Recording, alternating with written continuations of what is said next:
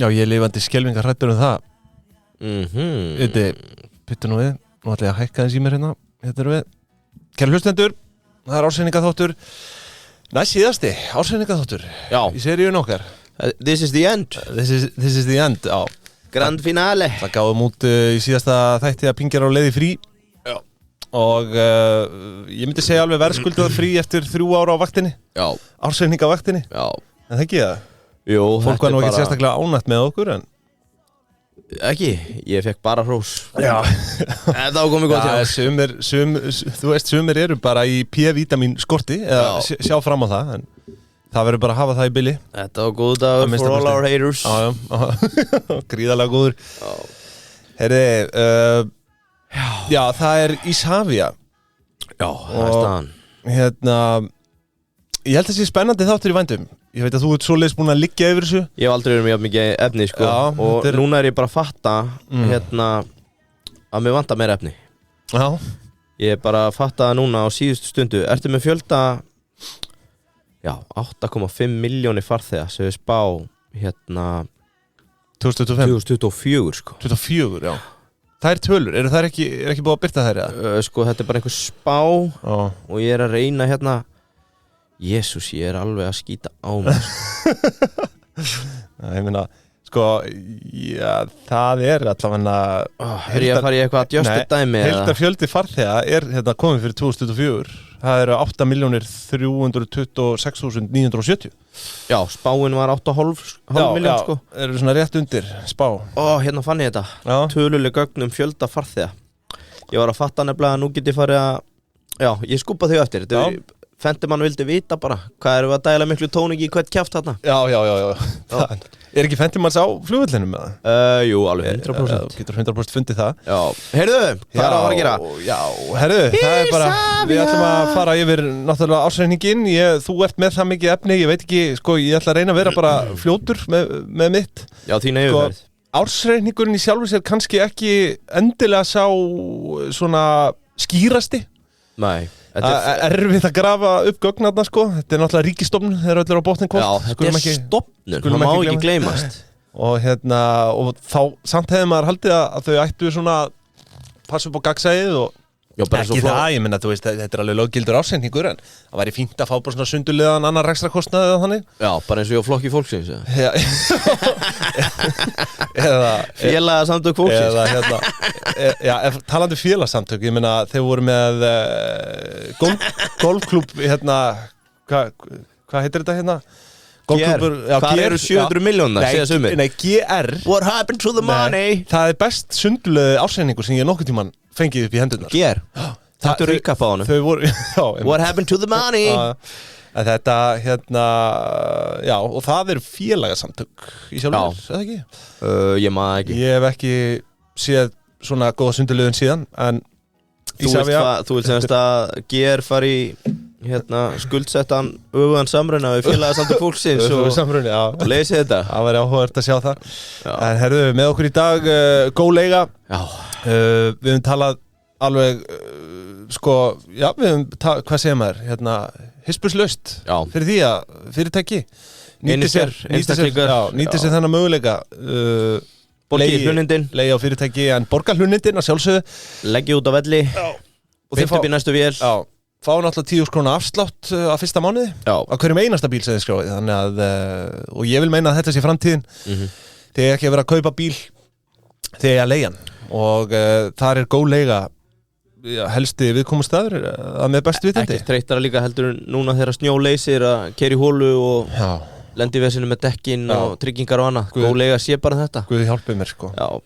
Við þökkum þeim kella fyrir samstarfið, farið inn á góðlega.is og þá ætti þið átt ykkur á því hvað er innifalið í þessu og hversu hagstætt þetta er. Herðu, Gorilla, Yngvi, núna er bara nýtt ár, nýtt tækifæri og nýtt ár, nýtt tækifæri, komið februar sko, en þú veist, sumir eru rosa lengi að koma sér í gang, það er nú bara þannig. Ekki fylla búðuna lagar, vertu með þessu útíst hjá Gorilla og þegar pöntunum kemur á netinu þá þarfst þú ekki eins og pakka þessu sjálfur, sér þessu sjálft og þú getur verið inn í búð að veita betri þjónustöð með hann. Já, Sparaðu fasteignakaupin lagerrýmið til okkar minnstu bræðra sem í verslunarrekstri. Farið í Gorilla og þau taka vel á móti ykkur þar. Ég get alveg lofað ykkur því það meistaradeilda þjónustustig þarna. Samdægus afgreiðsla á pöntunum og afhending bara í nánast flestum tilfellum. Kaffistofa starfsmanna á ekki að vera lager. Þetta er pláss fyrir lagköku. Fyrir? Lagköku. Lagkaka, byrju nú við. Hefur ekki smakað lagköku? Svona klassísk íslensk. Ég er ekki að tala lagköku eins og þú ert að tala Ég veit ekki hvað þú átt við hérna. Bara brúna lagköku, þú er alveg að segja lagköku. Já, einmitt, svona. Þú ert alltaf með leg á heilanum, Þetta það sem þú ert að vitni það sem einhver myndi kalla bara jólakaka, eða ekki? Þetta er brún lagkaka. Þetta er í sikur lagi. Lag á milli. Þökkum Gorilla fyrir. En úr lagkökum og yfir í fyrirtæki dagsins. Stofnun dagsins, það er Isavia. Sko, við erum náttúrulega, ég mun koma til með að skoða ársreikning 2023, guðum að vita að þessi ríkisstofnun hefur ekki gefið út ársreikning fyrir 2024. Nei. Kemur líklega svona miðja mars, svona miðja við fyrir ár. Já, við ætlum ekki að fara að hanga þig á því. Nei, sjálfsögðu ekki. Það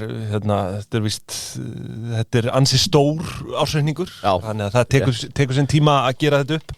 Ég veit að við erum að fara að kynna undir hérna, en ennur að kveikja þess upp í ofnunum. Það er skítkalt. Er það kallt? Já, það er smá svona lumbra í mér. Já, hún kannski kynnir inn þitt á meðan. Já, ásækja þetta. Sko, trivia. Veistu hvernig þetta er stofnað? Hvað sagðirðu? Trivia? Já. Hvað ertu að tala um núna? Quiz, veistu hvernig þetta er stofnað? Já, minna það. Já, bara fyrir fólk til Trivia, Isavia, Já. Ég held að vera að fara einhvern orðarleik. Nei, sko, suðu með sjó þá er þetta kallað bröðlavia. Það er svo mikið bröðlað, segja verkamennir suðu með sjó. Já, þú ert að tala um bröðlavia. Það er svolítið bröðlað þar með peninga. Er þetta stofnað eitthvað 89? Sko, ég fór ekki svo langt. Ég bara, I couldn't care less. Isavia er nefnilega íslenskt opinbert hlutafélag í eigu ríkisins, stofnað í núverandi mynd með sameiningu 2 opinberra félaga árið 2010. Fyrir þann tíma þá höfðu verið starfandi sérfélög flugleiðsögu sem hét Flugstoðir OHF og svo var rekstur Keflavíkurflugvallar sér og hét Keflavíkurflugvallur OHF held ég. Þannig að samruni þessara 2 aðila bjóð til félagið Isavia og upphaflega héta Flugkef í Kaplokk. Þetta var til þess. Hendur kapslokk á þetta? Já, þetta var, er það ekki þannig bara, þetta er svona stílist fyrir bara eins og allt flug og svona þegar þú ert upp á velli. Það er allt í kaps. Já, er það ekki það? Jú, bara Reykjavík TN eða RFK TN eða hvað það er. Eitthvað þema þannig. En þetta var til þess, í fyrsta skipti í íslenskri flugsögu, þá var allur rekstur flugvalla á Íslandi, innanlands og millilandaflugvallir og flugleiðsögu þjónusta saminuð undir einu merki. Bröðlavia. Stór dagur. Það er það sem að snillingandi segja, en Isavia er það. Og ég fann hérna, þetta fór nú ekki alveg hispurslaust í gegn, ég fann eina leiðindafrétt hérna á flugumferðarstjóri frá Vestmannaeyjum sem neitaði að skrifa undir við Flugstoðir. Nú? Já, og lét frekar gott heita heldur en að vinna hjá þessari nýju ríkisstjórn. Já, þessari nýju. Þannig að þetta hefur verið undilt strax frá hérna byrjun. Og sko, ef ég skildi rétt, ég lúslas ekki þá frétt, að þá hérna var þetta þannig að það voru flugumferðarstjórar út allt land sem unnu í turnum hér og þar og nú þurfum við bara að byrja strax með einsprettina að ég held að tilbreytingin með hérna Isavia hafi verið ákveðið hagræði rekstri að ég held að allir flugumferðarstjórar á landinu svona svo gott sem vinni í dag frá höfuðborgarsvæðinu og ég man hérna í kjaradeilunni núna fyrir jól sem að margir hafa dæmt sem verstu kjaradeilu stéttar á Íslandi þegar þeir nýttu sér kostningarna til að falla. Hvernig hefur við að lifa á 1,5 miljón? Að þá hafi sko á einhverjum tímapunkti verið hótað því að útvísa þessu starfi til Danmörkur því að þetta er, og þá ætla ég ekki að tala niður flugumferðarstjóra en mér skilst að það sé í rauninni hægt að fjárstýra öllu landinu frá höfuðborgarsvæðinu. Ég þekki þetta ekki, maður myndi halda með að við tækni í dag að það væri hægt að sinna þessu. Já, og ég reynda að velti fyrir mig núna hvort það sé einhver í turninum á Egilsstöðum eða einhverjir í Vestmannaeyjum. En þetta var allavega þá bara sem skraut Ég bara átta mig ekki á því. Mögulega er það samt bara upp á einhverja neyð að hafa alltaf einn á staðnum. Já, einmitt. En það er svona eins og að vera eitthvað hagræði í að koma þessu undir einn hatt. Dótturfélag, þú fer betur í þetta og eftir þau eiga Isavia ANS sem nánar tiltekið flugleiðsögu og þjálfunarþjónustu anginn, ekki satt. Svo eru fleiri einingar sem tengjast annars konar rekstri, flugprófanir og tæknilausnir. Ég heima svona aðeins til að dreipa á þessu, þá talaði ég við flugmenn í faginu og hlusta á flugvarp. Já. Þetta ekki óumdeildur aðili í íslenskum flugbransa, Isavia þá, nei. Já, það hefur mikið verið rætt náttúrulega Reykjavíkurflugvöll síðastliðin ár og nú síðast held ég sé búið að loka einhverju braut út af trjám. Sko ég verð að viðurkenna það, ég hef aldrei verið inn í þessum deilum með flugvöllin að því Reykjavík. Nei, en hann bara svona dæmið það hversu... Já, þú veist, ég bara segja, ég bara hef neitað að kynna mér þetta mál. Þú veist, með að móti, ég veit það ekki. Þetta með að klippa trén og neyðar... Já, til dæmis, þú veist, maður hefur heyrt eitthvað þessar deilur en mér skilst að þetta snúist nú miklu meira heldur en bara einhver tré, sko. Þú veist, deilan bara varðandi, sko, byggð og annað, skilja. Já, við nennum ekki að fara á það, leiðileg umræða. Ætla ekki að gera það. Svo að tala sko, innanlandskerfi fékk innspýtingu, það var fjárfesting í flugstöðin á Akureyri, sem heldur ekkert óumdeilt, því að menn svona veltaði fyrir sér, þú veist, ég veit ekki, hvort það ætti frekar að vera. Nei, ég veit ekki, ég nenni ekki að fara með hlusta ég bara á þessi podcast. Bara á Mývatni eða? Nei, ég held bara, það var eitthvað skamsýnt, hvort að þú veist, ef að 20 innbánd flugvélar klikka á leiðinni til, Keflavíkurflugvallar, út af gosi eða öðru, að þá myndi Akureyri hvort ég ekki ráða við óflóið. Ég veit ekki, þú veist, þetta bara, ég reyndi að taka besta úr þessum flugþáttum. Svo tala Egilsstaði, dæmi uppfæslur, heyrðist með klæðning og ljósabúnaður svona. Hver þín aðstæða til GPS aðflugs í þessu? Skulum bara fara í næsta. Svo Reykjavíkurflugvöllur eftirbátur í fjárfestingu og það í rauninni þannig. Hefur eitthvað flogið innanlands nýlega? Já, ég hef gert það og mér skilst svona að þau séu fjársvelt. Það hlýtur að vera, þetta að verða eins og þriðja heims flugvöllur að fara Reykjavíkurflugvöll. Það var spáður í því, bara setupið, það hefur ekkert breyst. Nei.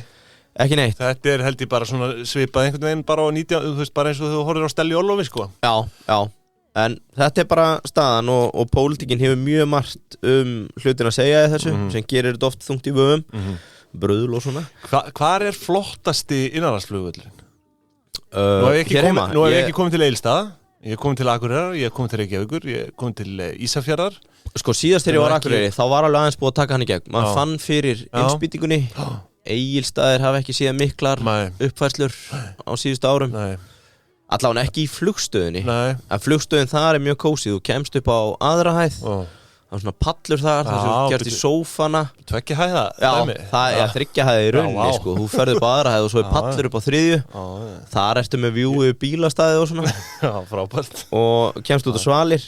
En hérna í Reykjavík, þetta orðið eiginlega nokkuð dapur. Þegar þú segir það, sko. Já, sko, það skemmtilega, the business.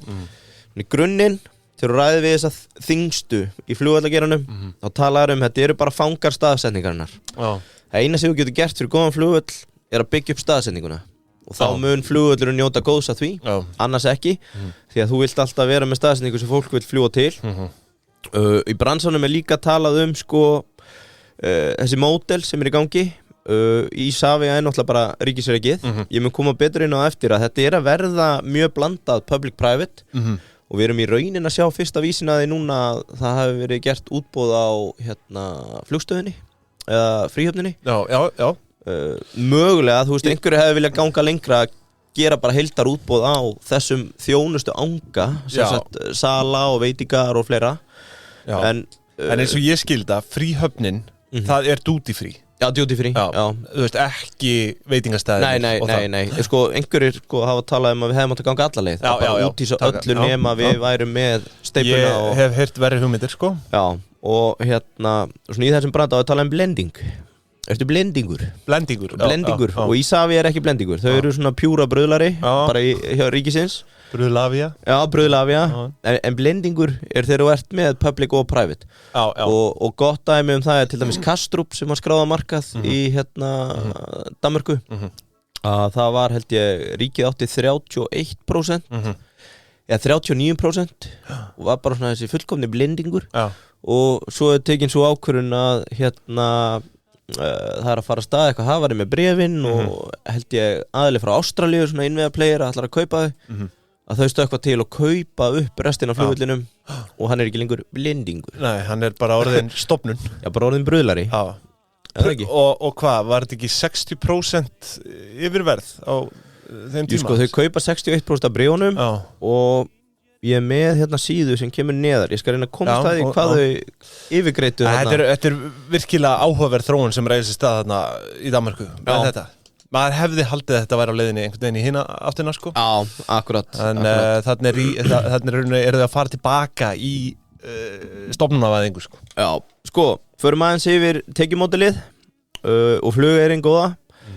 Þetta eru tvenns konar megin tekjustóðir. Það talað aeronautical revenues, flugtengdar tekjur og þetta þótt að fólk vita kannski ekki, lendingar og farþegagjöld. Það að segja það alltaf rukka fyrir þegar þú lendir. Það eru stæðagjöld fyrir flugvélar. Ég held bæði þau þurfa að leggja að og ef þau þurfa að vera einhver staðar yfir nótt. Já, það er svona brautargjöld, eða ekki? Jú, líka. Og svo þetta bara ýmis þjónustugjöld tengt flugrekstri og það hægt að lesa verðskrána á Isavia fyrir þá sem alveg bara ég verð að vita hvað verið að rukka fyrir. Og svo eru þessar óflugtengdu tekjur sem eru verslanir, veitingastæðir, bílastæði, auglýsingapláss og annars konar þjónusta sem flugvallargestir nýta sér. Og það mjög misjafnt milli flugvalla. Þú veist, hvort ofan á þar að segja eins og með Isavia hvort hefur það hærri hluta af sínum tekjum úr þjónustu til flugvallagesta eða af lendingagjöldum og annars konar gjöldum til flugfélag og fleiri aðila. Það dálítið erfitt að rýna í þetta í ásetningnum en við munum gera okkar besta hérna. Já, og varðandi orðið sem þetta heitir fyrir sko fríhöfnina eða þjónustulutan, það heitir concessions erlendis og þetta inn í þessu gamla góða leiðigan ýmist til veitingastaða eða þjónustufyrirtæki á flugvellinum og geta verið nokkuð háar svo í hinum leigunum sem við erum að tala til flugfélagana á þeirra og þá þekkist að leigja heilu svæðin eða álmur eða rampa til flugfélaga og ég var að reyna að grafa upp ég held að Ice Air eða Play eigi enga svona álmu en ef þú ferð eins og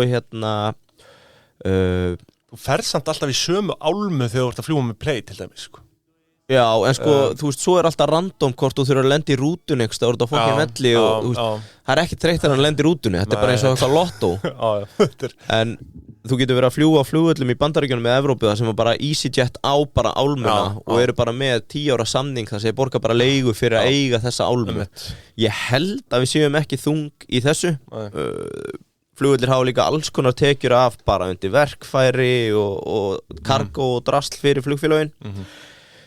Svo það lendingagjöldin. Þú kannast við þau?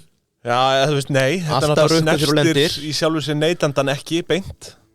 Nei. Ja, þú veist, þetta náttúrulega rukkaði gennum flugfélögin. Já, og ég með ég fann tölur að þetta væri á bilinu $85 til $200 fyrir hver 1000 pund af þyngd vélar. Og ég með verðskrána frá Isavia þannig að kom í ljós. Ok, þannig að þetta reiknaði í rauninni eftir þá bara farangri eða? Bara þyngd vélarinnar og þetta svolítið, það margt til í þess eins og þú sagðir árið að fólk í yfirþyngd ætti líklega að borga meira fyrir flugmiðan heldur við strákarnir í áttunni. Og ég skildi ekki alveg hvað varst að fara. En þegar þú setur þetta samhengi að flugmiðin ætti kannski að vera dýrari bara verðstýrðu per þyngd. En ég myndi að þú veist, hvernig, þetta meikar engan sens. Vélin ekkert vigtuð þegar hún lendir. Jú, þau eru náttúrulega með vikt upp og geta reiknað olíunótkun og annað. Já, ég veit það, en þú veist, þú ert að tala núna eins og þetta sé bara að fara eftir kíló per farþega, hvað lendingagjöldin eru. Þeir hljóta að vita þyngd vélarinnar áður en þau fara í loftið. Já, vélarinnar, en þeir veit ekki þyngd farþegana, skilur við? Nei, enda ekki rukka per kíló. En punktun sem þú komst með árið að 100 kíló af manneskja ætti að borga meira því að það kostar flugfélagi meira. Já. Þú sagðir já þetta frá þig. En sko dæmi að fullferma Boeing 737 sem dæmi er 175.000 pund sem gerir nú er ég með afturkomu með breytt bíl $15.000 til $35.000 fyrir hverja lendingu. Já, ég hefði haldið þetta væri bara eftir farþega, bara fjölda farþega. Já, það er rukkað þannig í dag sko, en mér fannst svo áhugavert þessi viðskiptaþróunar pæling hjá þér að mögulega ætti að vera að borga eftir þyngd. Því að flugfélögin eru rukkað eftir þyngd. Þannig að farþegi yfirþyngd þarf jafnvel ekki bara að bóka 2 sæti, heldur líka meira per farþega í gjöld. Í framtíðinni, mögulega. Ef Arnar kemst í viðskiptaþróun hjá Íslandi er eða álíka. Þá vona Arnar í áttunni komist ekki þarna. Já, bara vildavinni KFC á Íslandi verður örugglega brjálaðir sko, en áhugaverðir players í þessu flugvallahagkerfi, því að flugvallahagkerfið er huge, eitt lúmst. Baggage wrapping, það er að segja að vefja töskur til að mynda, sett í stóra tölur. Þetta er iðnaður sem velti 30 milljörðum íslenska í Bandaríkjunum á hverju ári. Já, bara að vefja töskur í plasti. Já, bara þetta er auðvitað risahagkerfi sko. Já, fyrstu ímyndaðir þegar COVID skall á sko. Hversu mikið að milljörðum bara hurfu sko. Já, við sjáum það bara á hérna, ok, ég er alveg að vera búinn. Já. Nokkrir áhugaverðir playerar í flugvallahagkerfinu, því að það sem hefur gerst er að ákveðin tegunda fjárfestingum hefur leitað í það að byggja upp þjónustu og rekstur á flugvöllum. OTG, stærsti player fyrir bari og veitingastæði á flugvöllunum í Bandaríkjunum, 350 veitingastæði á 10 flugvöllum, og sem er áhugavert. Menn eru svona almennt ekkert heiti fyrir að kaupa eða stofna veitingastæði í dag, en þetta er orðið metið á $1,1 miljard og í miklum vexti. Morgan Stanley Capital Partners eru með 70 veitingastæði á 14 flugvöllum. Seldu, nú er ég að koma með svona smá entry, Hoei, sem er einhver annar aðali til franska risans Lagardère. Hoei. Já. Og þá Lagardère, við könnumst nú við það. Þá er það hetjurnar okkar, ekki íslenska landslið, heldur Lagardère, Airport Travel Services. Þeir eru að með skilst stærsti operator á flugvöllum í heiminum, með 5.120 sölustæði á flugvöllum í 42 löndum. Hugsaður. Voru með yfir $8 miljard í tekjur árið 2023 og kom til Íslands árið 2014. Þau eru með íslenska kennitölu sem ég ætla að reyfa hérna á eftir, en bara til að gefa þér smá forskot á sæluna, þá getur við kíkt hérna á Lagardère Travel Retail EHF. Og hér sjáum við að bara til dæmi þetta hagkerfi að þetta er aðili sem er bara með rekstur inn í flugstöðinni og velti 4 milljörðum 2023. Já, en byrju, hvaða, hérna á Íslandi, hvaða starfsemi eru þau með? Þau reka meðan annars Loxins og þau eru með hérna, hvað heitir hann, Gott eða eitthvað.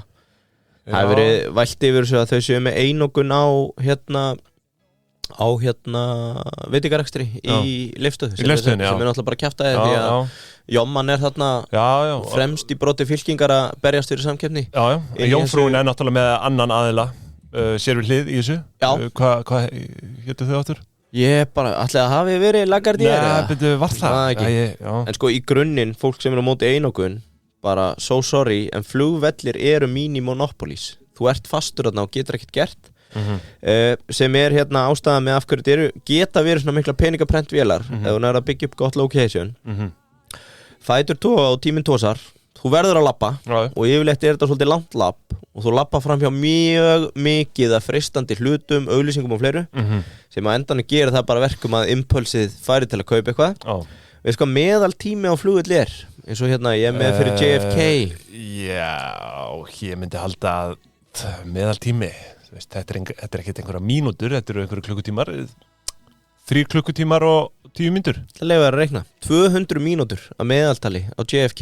Það eru 3 tímar og 20 mínútur. Ég var ekki langt frá því. Það þýðir að þú hefur að lágmarki 3 klukkustundir til að gera eitthvað sniðugt. En veistu hvað?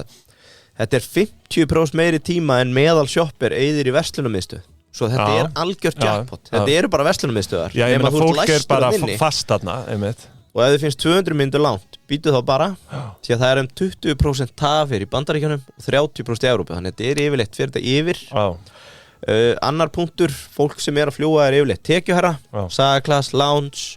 Eitt til að koma inn í Jómfrúin með SSP, sem að sér af þessi rekstri veitingastað á flugvöllum. Það var ekki Lagardère. Þetta er bara sér eignaflokkur.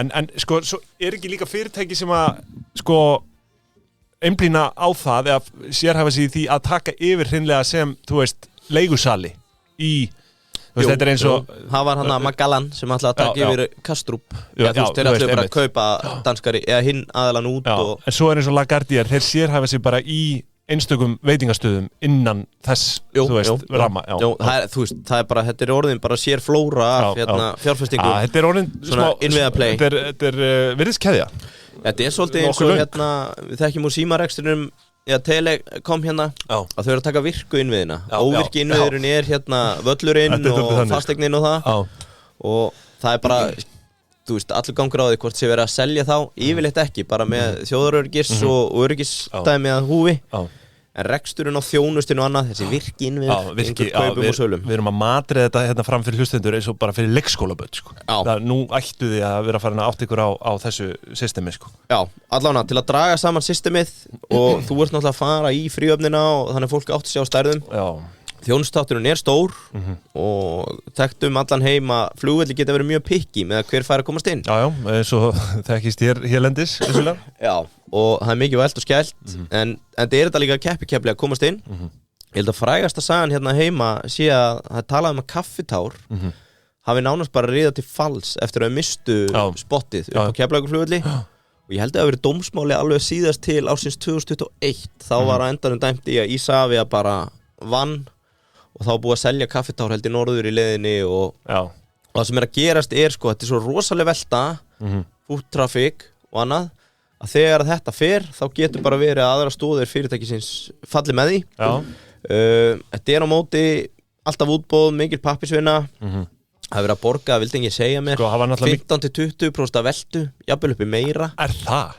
sem að þetta bara eins og matöll þú bara borgar prósent af veltu en það ekki einhver föst leiga þekkjum við það? Bara allur gangur á því ég þekki ekki fyrir Isavia, ég fekk engan samning Nei, ég fann þetta ekki Svo áhugavert núna Það var náttúrulega mikið hafari í kringum Joe and the Juice og þetta þarna þetta þeim Svo Mike High var þarna náttúrulega held ég ekki lengur Nei, senda á áka hvort við fáum ekki samningin en sama eins og með Joe and the Juice það var ef ég mann rétt við erum ekki með þetta við minnir að þeir hafa verið að velta 500 milljónum þarna sem var kannski 40% af tekjum staðarins en starfsmannafjöldin var 50-60% þannig að þetta einmitt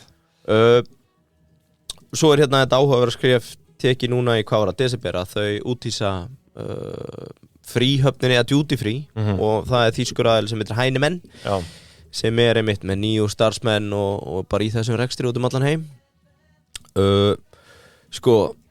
ég held ég á ekki bara að fara að slúta ég með ennþá mér líður eins og ég sé ekki hálfnaður í punktunum sem ég með en þetta áhugaverður umræður enga síður mér langar að koma inn á eitt af lokum út af hræðslunni við að úthýsa þessu eða bara að Isavia fara á markað eða fá inn rekstraraðila við þekkjum þetta módel sem ég redda hann blendingar og áhugavert nokk þá stærsti flugvalla operator í heimi spænst ríkisfyrirtæki Aena og hversu arðbær eru þau?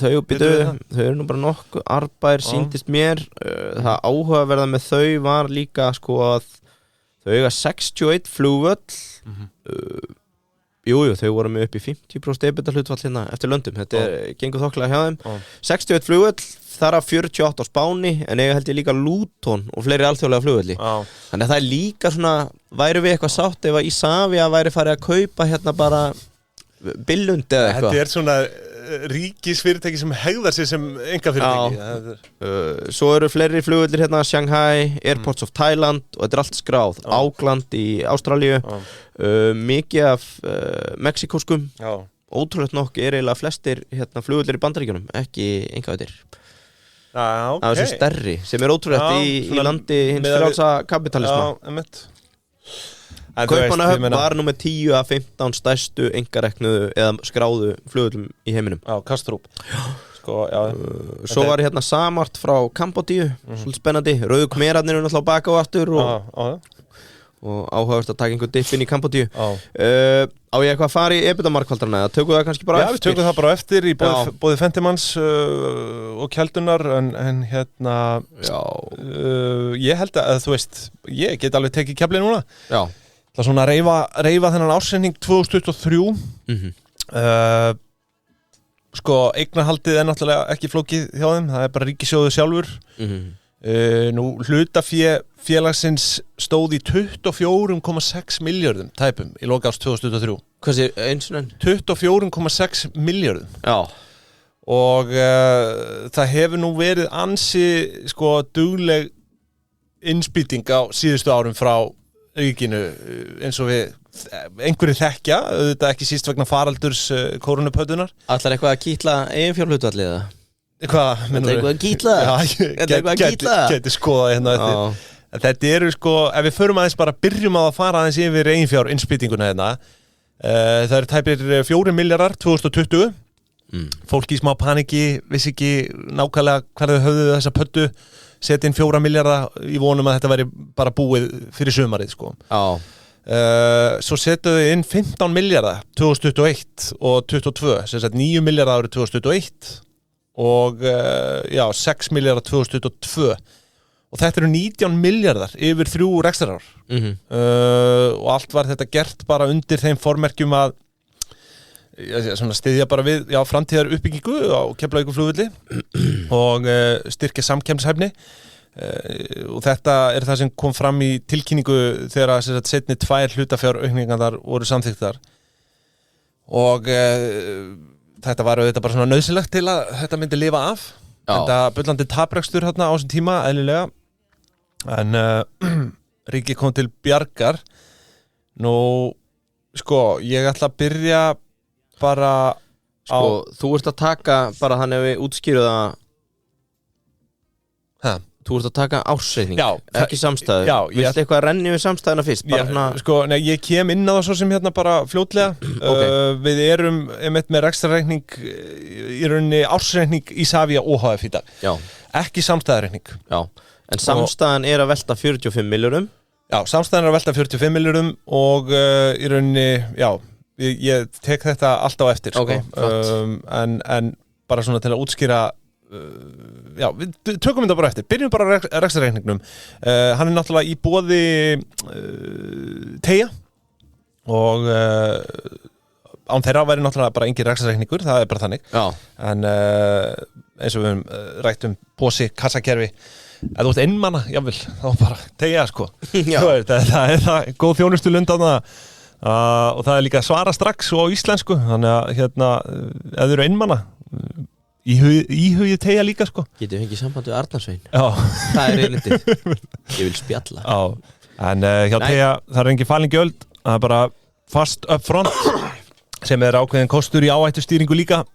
Farið í keppni við sjálfur. Ég séu innan við dag á onboarda. Þannig að þú fer hugmynd í dag að fara að selja hérna brauðlavja merch eða bóli. Þú getur verið komin í lofti á morgun með Teygja. Brauðlavja merch maður, ég veit það er gott. Þannig að veljið Teygja. Eitt hérna til að rökstiða, ég heyrði brauðlavja á nokkrum áttum. Það voru verktakandi suðu með sjó sem vildu meina að vera oft ýmislegt varahættuvert við hvernig þeir eru settir í framkvæmdir. Og svo er það náttúrulega þetta mál núna áramótin. Þegar Isavia neitar að upplýsa.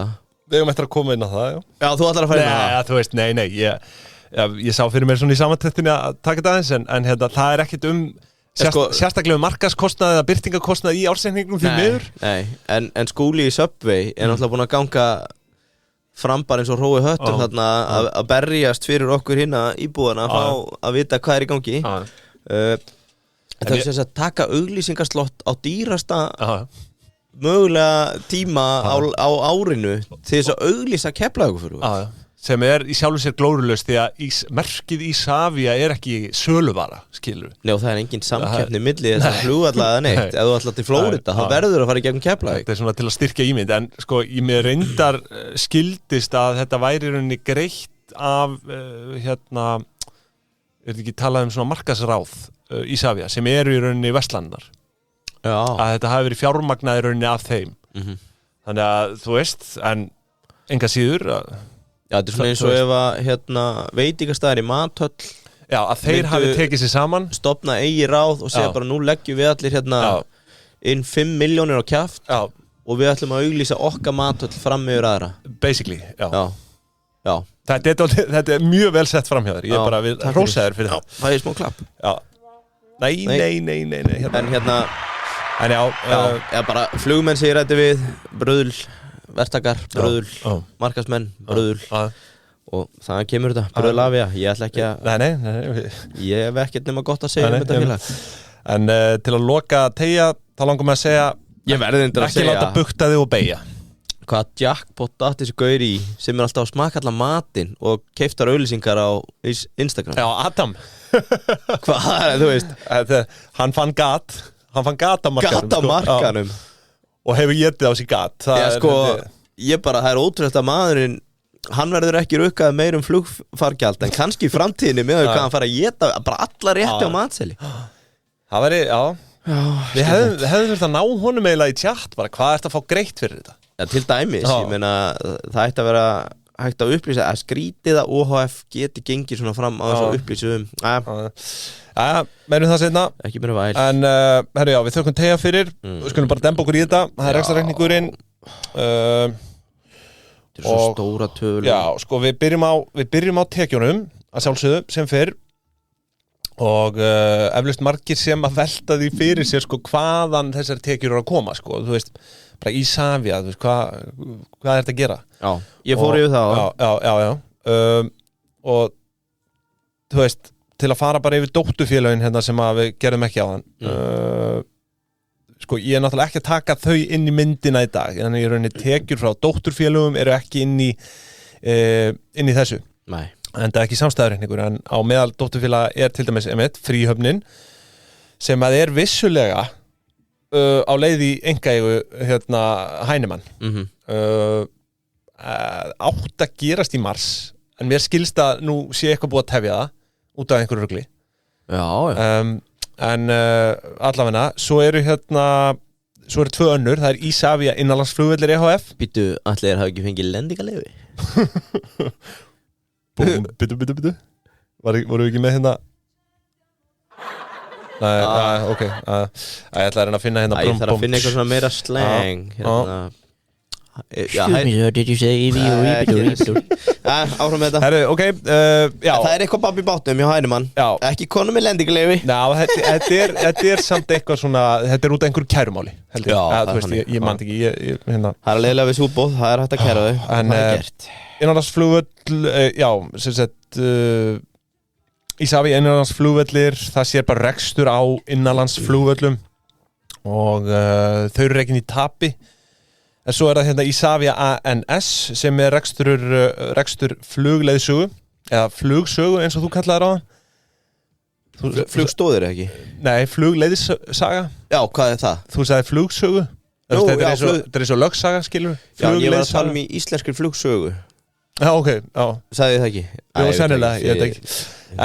Isavia ANS EHF, þetta er þjónustu fyrirtæki sem annast rekstur og uppbyggingu flugleiðsögu þjónustu, þar með talið flugumferðarþjónustu, fjarskipta og leiðsögu kerfa. Ég er ekki alveg klár á því nákvæmlega hvaða tekjustofnar eru að falla þarna undir, þú veist, eins og ég var að segja, þú veist, fjarskipta þjónusta, leiðsögu þjónusta, svo er flugveður þjónusta, þau eru væntanlega að selja einhver gögn og svoleiðis, upplýsingaþjónusta, flugmála, flugumferðarþjónusta og svo framvegis. En við erum ekki að fara að spá í þessum dótturfélögum í dag, heldur Isavia OHF, tekjur Isavia OHF ná með 24,3 milljörðum á árinu 2023. Og sko, til að byrja með, þá er þetta náttúrulega, þetta er stórfelldur vöxtur á milli ára, 34% nánar tiltekið, úr 18,1 milljarði 2022. Og það má einhvern veginn svona segja að Isavia séu þetta árið svona fyrst að ná vopnum sínum aftur eftir faraldur. Já. Náttúrulega 2022 var ekki heilt ár í sjálfu sér, svona heilt ekstra ár. Að meina 2023 var það, en kannski svona með smá fólk var að gæta sín sko. Nú eins og ég segi, 2 tekjustofnar og þetta eru tekjur vegna sölu og þjónustu 14,3 milljarðar og svo eignatekjur 10 milljarðar. Og þetta er bara svona eins og þetta er presenterað í ársreikningnum. Og ef við kryfjum, sko, ef við byrjum bara á eignatekjunum 10 milljarðar.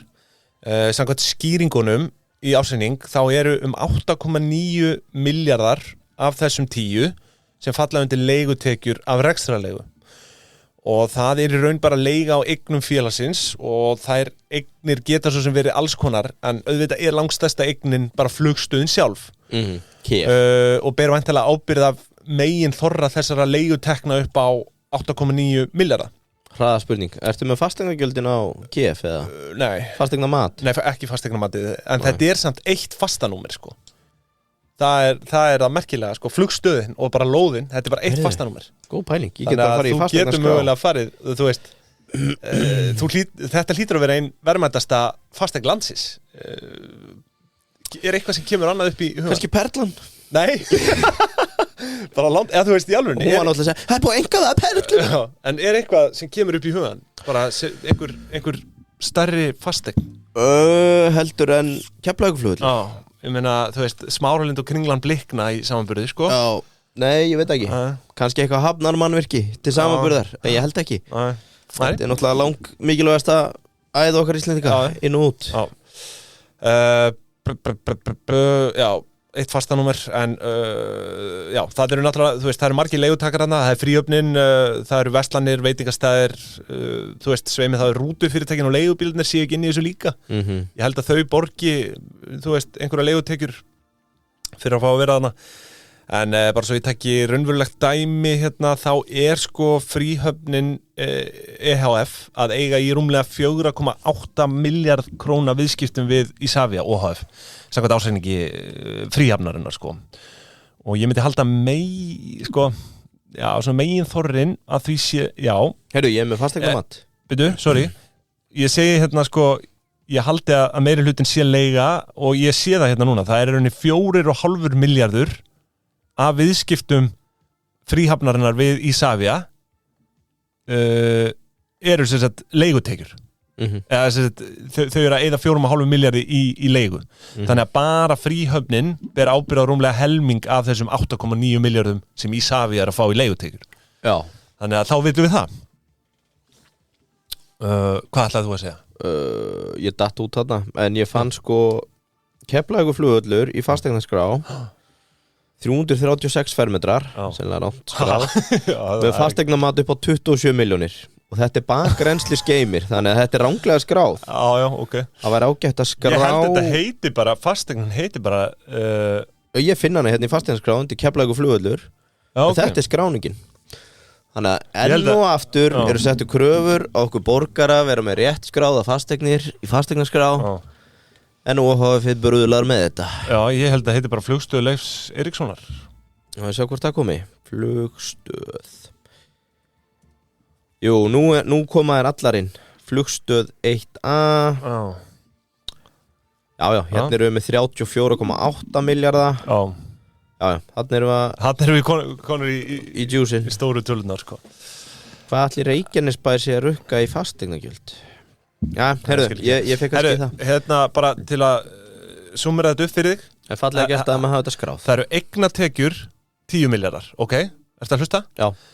8,9 milljarðar af þessum 10 fara í sem sagt leigu af rýminu, Keflavík. Já. Og ég sé í ársending fríhafnarinnar að þau greiða 4,5 milljarð til Isavia OHF fyrir leigu. Þannig að bara fríhöfnin á helming af þessum 8,9 milljórum sem Isavia að fá. Já. Þannig að, þú veist, fríhöfnin að bara, þú veist, megin stóð þarna í leigunni.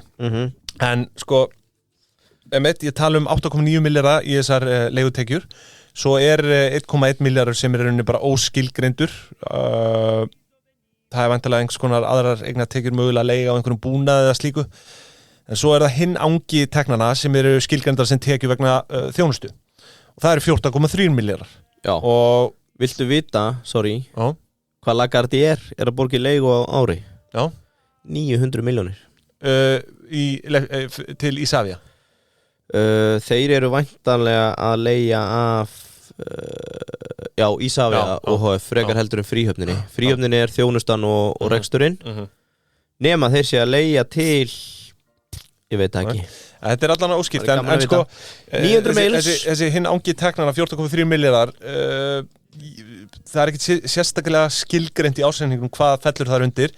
En hér eru við væntanlega að tala um einhverjar tekjur vegna flugvallaþjónustu, örugglega leyfi eins og lendingarleyfi, rekstrarleyfi, farþegaþjónusta. Hér eru flugfélögin væntanlega að borga stærstan hluta. Örugglega, sko, svo mögulega þóknun veitingastæðana þarna inni. Og verslana ef svo ber undir.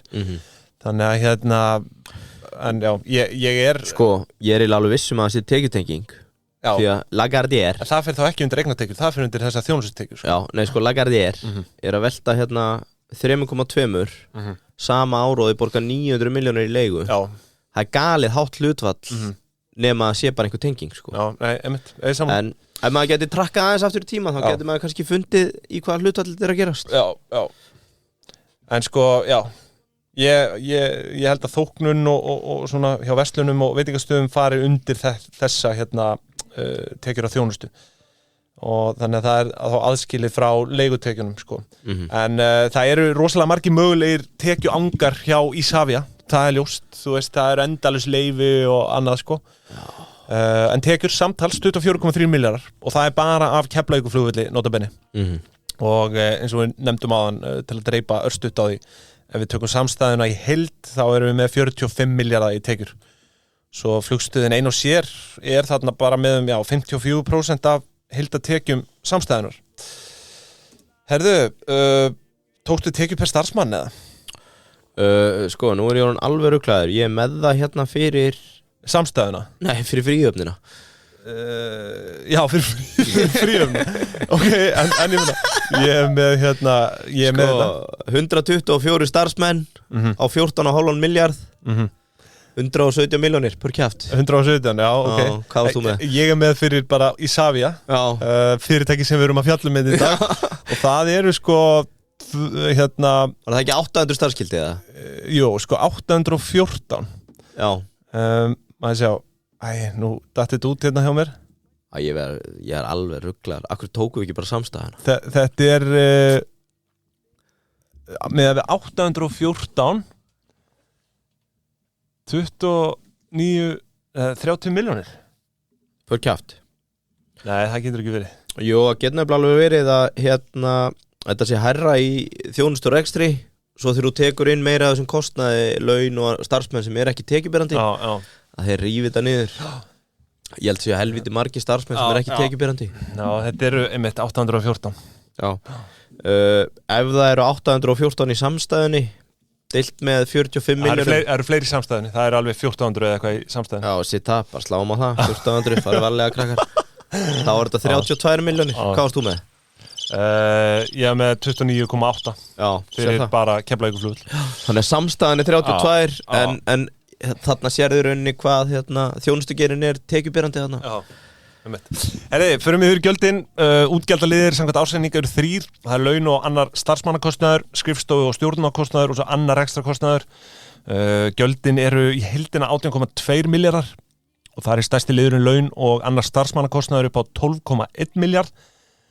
Og þetta er rauninni bara, þú veist, laun og launatengt gjöld, en af þessum 12,1 milljarði þá fara tæplega 9,6 í hrein laun til starfsmanna og það eru, eins og ég sagði, 814 stöðugildi að meðaltali sem ég skil sem bara heilsástörf. Þetta er fjölgun upp á 79 heilsástörf á milli ára, takk fyrir, og þetta er náttúrulega bara leifstöðin og sú starfsemi.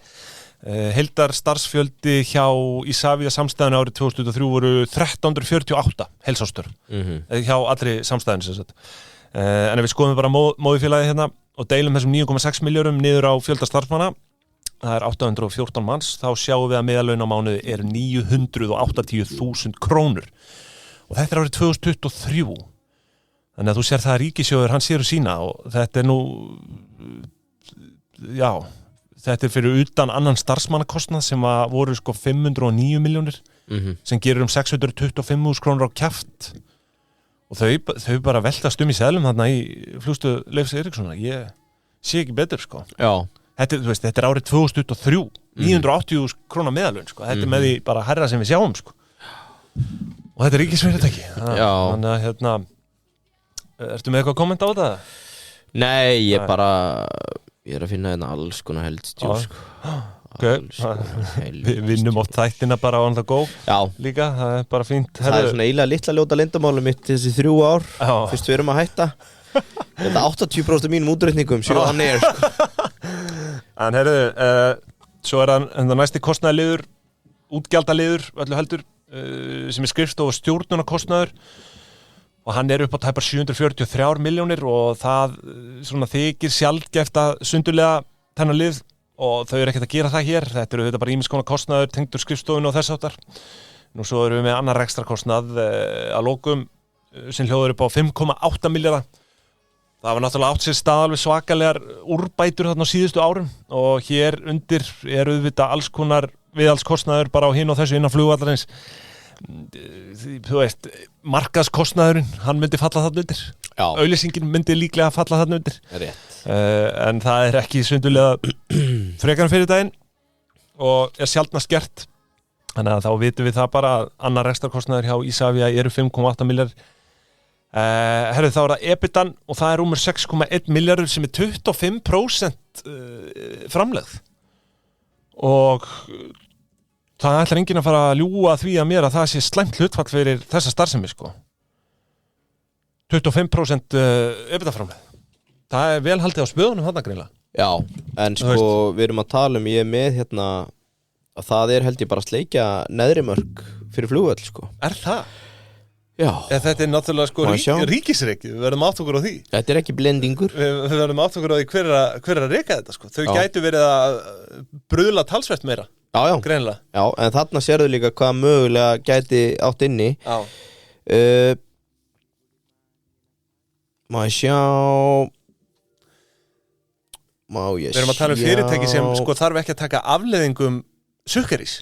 Sko, einhvers staðar fann ég hérna, ég þyrfti að bara kíkja á köpinn, ég hefði átt að hafa bara einn frekarni marga, þannig að maður kannski full tæpast af aði hérna.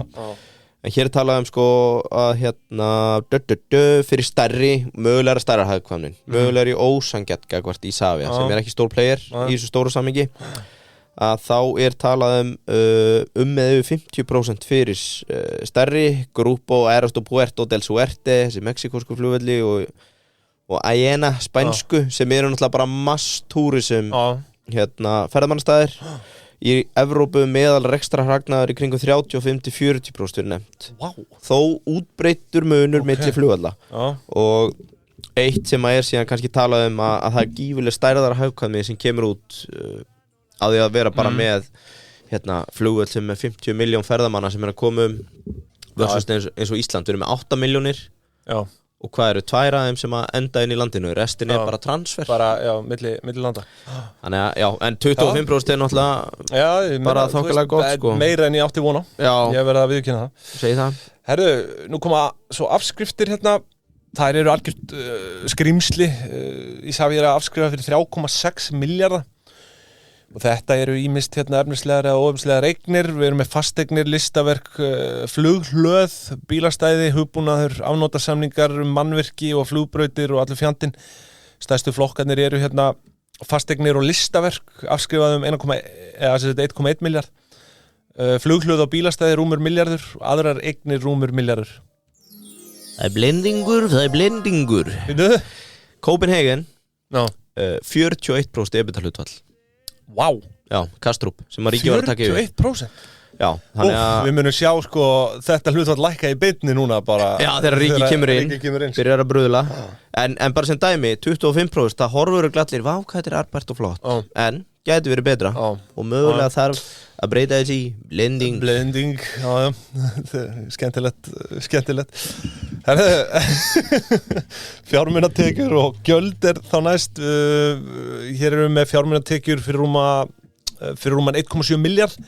Fjármagnsgjöld rúmir 2,6 milljarðar sem stórfelld aukning á milli ára.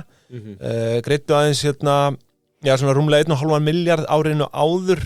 En þau fara vissulega í skuldabréfaútboð mitt ár þarna 2023.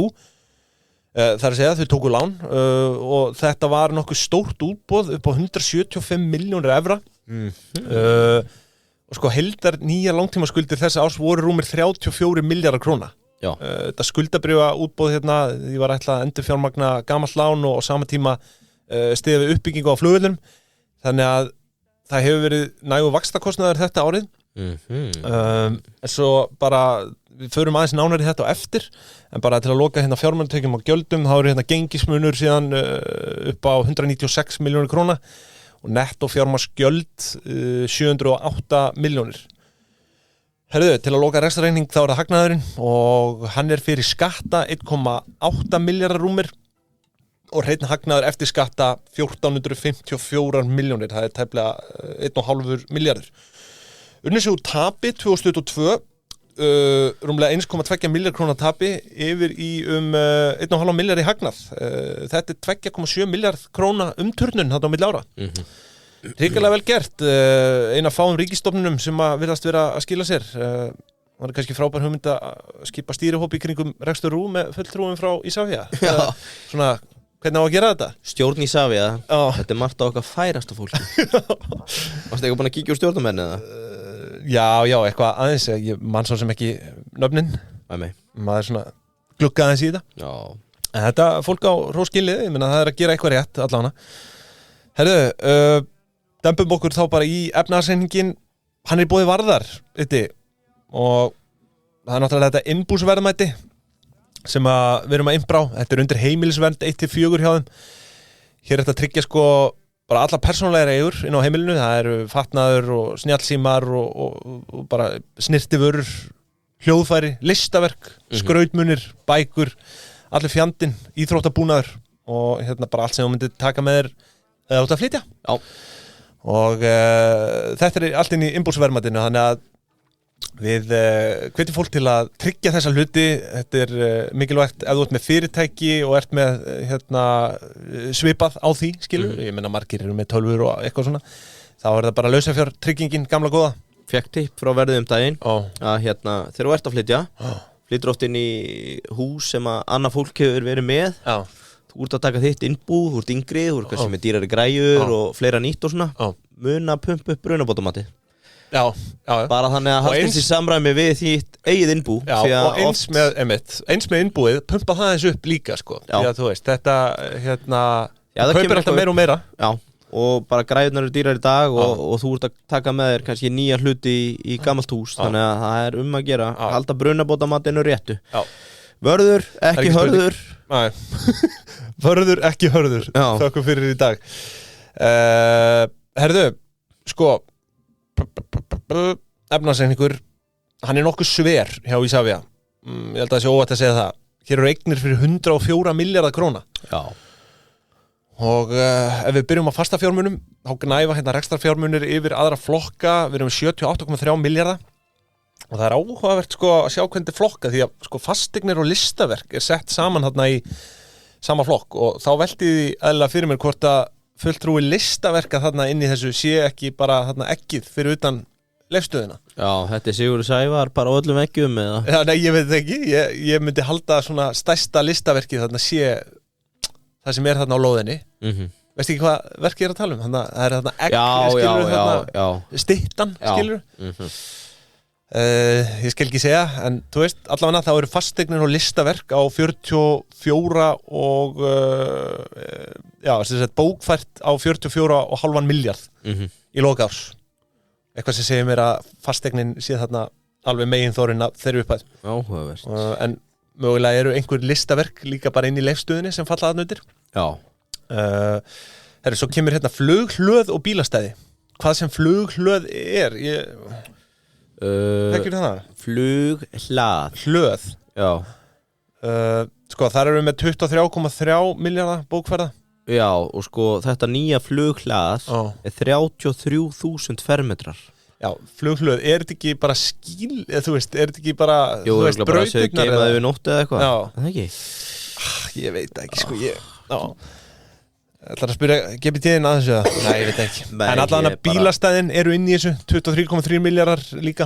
Þannig að, þú veist, bílastæðin, þetta er auðvitað bara stærsta bílastæð á landinu, sko. Nei, flughlað hlýtur að vera bara flugbrautin. Já, ég myndi halda það, sko, ég veit ekki. Já, sko, allavega, ég sé hérna verið að tala um viðbótina við Akureyri. Og þá var sko nýja flughlaðið 33.000 fermetrar. Ég get að lofa þér því, það var enginn á Akureyri að byggja 33.000 fermetra hús. Nei. Svona þegar maður lítur tilbaka. og með skilgrein 2 þotusvæði. Já. Allt í allt hægt að taka á móti 12-14 flugvélum á Akureyrarflugvelli í stað 4-5. Já, ok. Einn öryggisvinkill sem hefur verið bent á að ef eitthvað klikkar innbound til Íslands þá eru við með vannbyggða flugvelli út á landi til þess að takast á við umferðina. Það bara eitthvað sem að fagmaður í faginu flugmaður í faginu. Flugmaður í faginu. Já, en blessunlega þá mun ekkert klikka hér á landi. Takk. Takk fyrir. Herðu, sko, næstundi fastafjármunum stjórnkerfi og aðflugsbúnaður upp á 419 milljónir. Svo það hérna aðrar eignir fyrir 10,1 miljard og þú veist, aðrar eignir það er náttúrulega þú veist, ég eiginlega bara þetta ekki í hug, það hlýtur að vera eitthvað bara tengt ég bara veit það ekki. Hvað sagðirðu, aðrar eignir? 10,1 miljard fyrir utan, þú veist, flugbraut, bílastæði fasteign stjórnkerfi og aðflugsbúnaður þá er 10,1 miljardur sem að eftir standa í 78,3 miljard króna fastafjármunum. Þú veist, það er ekki hinn í flugvellinir eða? Nei, það er undir öðru félagi sko.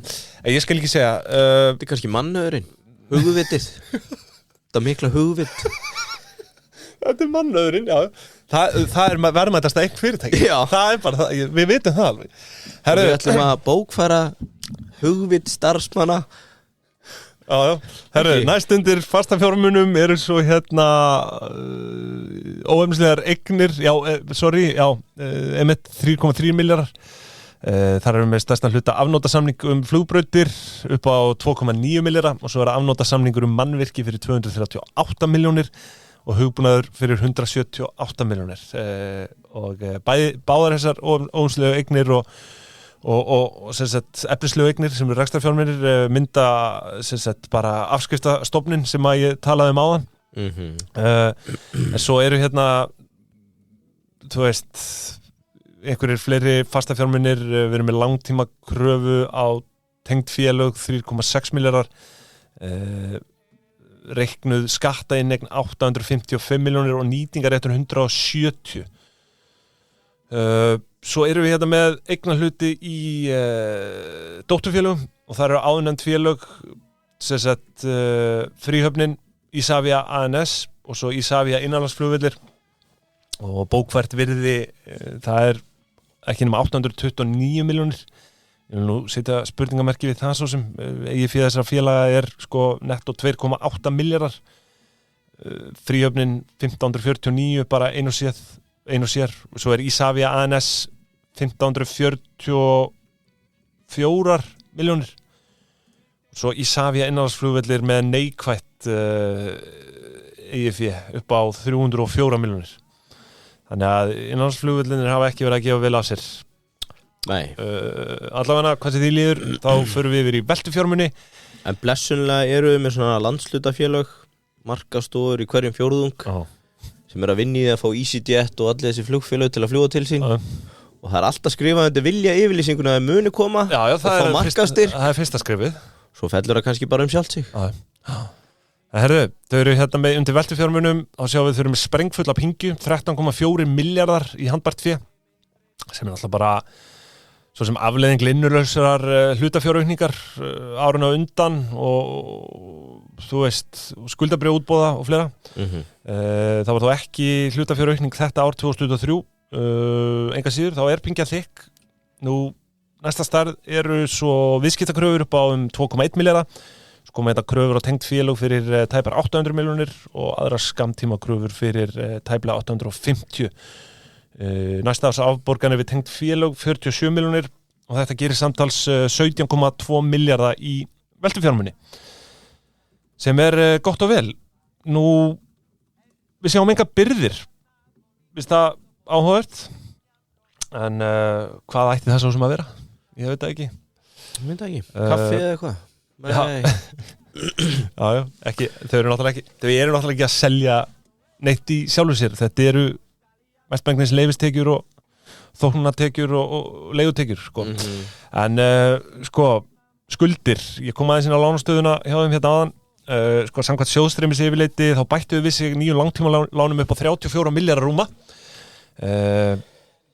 auðvitað var það einhverju leiti endurfjármögnun á eldri skuldum en sko heildar langtíma skuldir félagsins eru 56 milljarðar króna sem eru þetta hellingssumma og langstærstu hluti af þessu eru sko skuldir við lánastofnunir svo koma hérna litlar 100 milljónir í leigusamninga og þessi tveir liðir mynda bara langtíma skuldir á efnahagsreikningnum og þessar skuldir við lánastofnanir eru á stærstum hluta í evrum, tiltekið 52 milljarðar og restin er í íslensku krónum, þá bara rétt 4 milljarðar.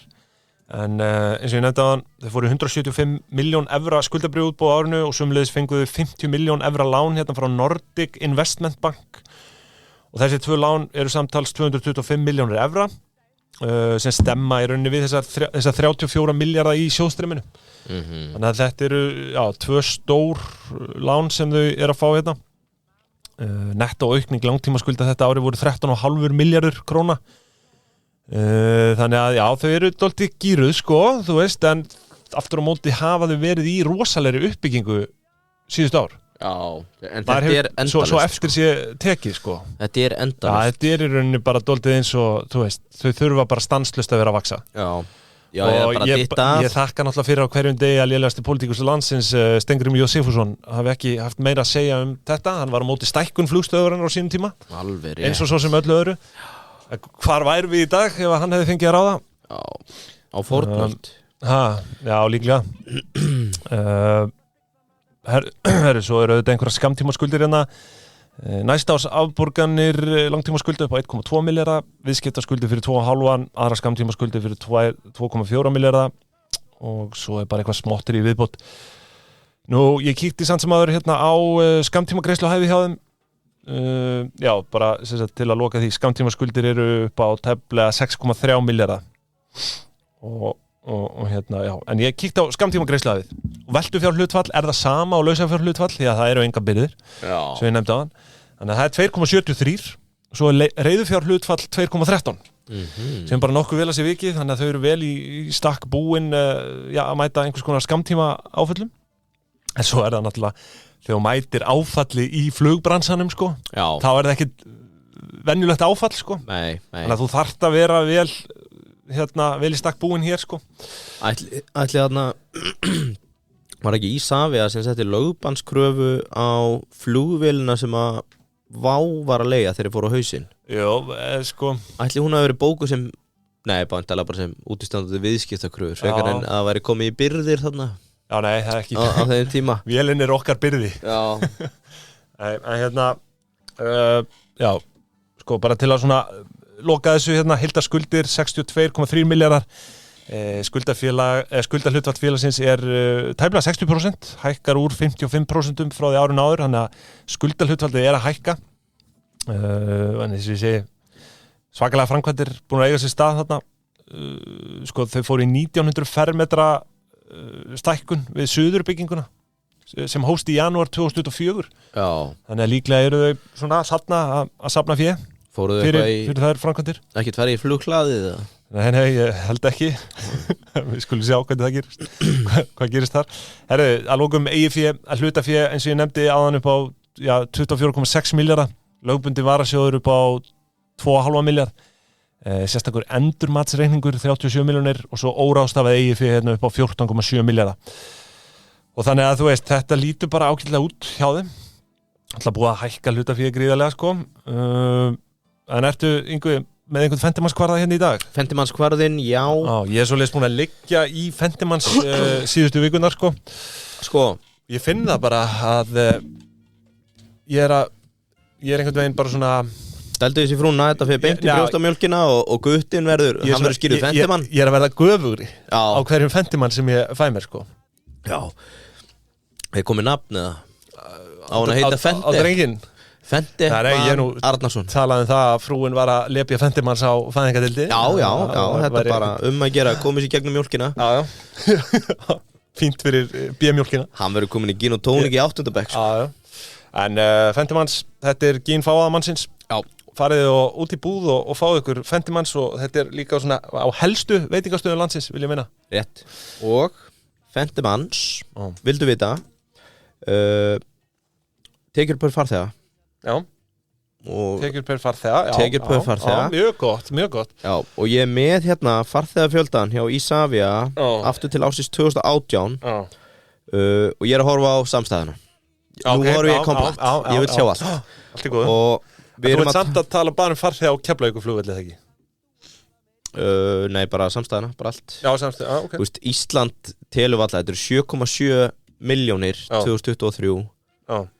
Hvað heldur að Íslendingandi telja inn í því? Erum við að fara í 2 ferðir á ári eða erum við kannski 10% af þessari tölu?